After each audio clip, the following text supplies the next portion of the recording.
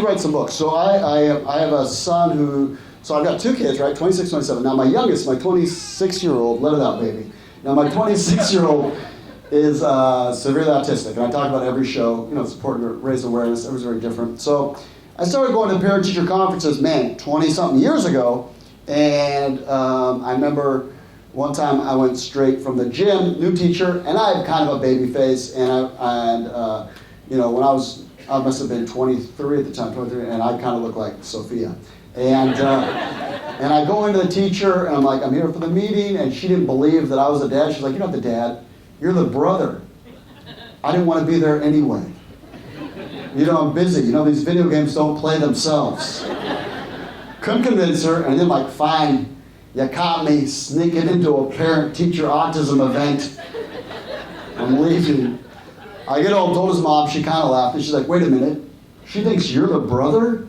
I've met that lady.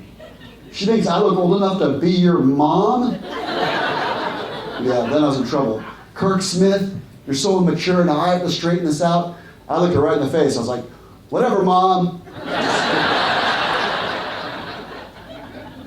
Funny thing about autism is you can't usually tell someone's autistic just by looking at them. Like my son, you can't really tell other than the fact that he really likes to be naked.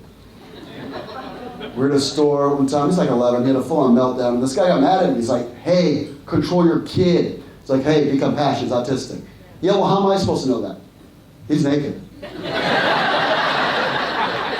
Covered in ketchup. Eating Rice Krispies.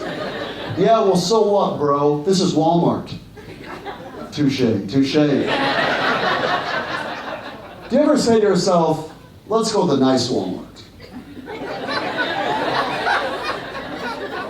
Yeah, the one at the McDonald's, yeah.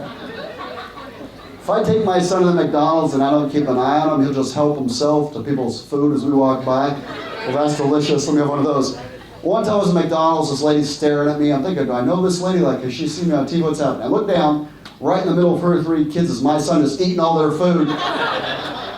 Saved me $7. Told my daughter, you can learn something with this kid. You can learn something. That's a value meal.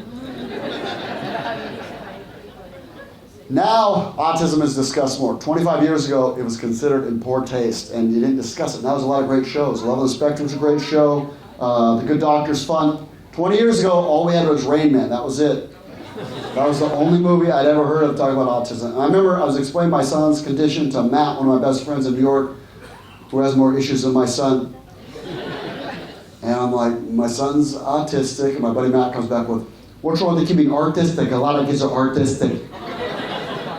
You know, not everybody likes sports. And then I have to send him to watch the movie Rain Man, and he goes back, autistic, I think I get it. You know what we should do? We should take him to Vegas and get paid. And then I have to explain, like, my kid's not one of these autistics that likes numbers. He likes ketchup and running around naked, like his old man. My buddy's always bragging about his kids, like, my kid's on the honor roll, and then I get defensive. Like, when my kids stop peeing in the closet, except for your house. It's funny to me that you tell a kid's personality very early. You know, I talked to 4 different kids tonight. They're all just different. Everybody thinks different.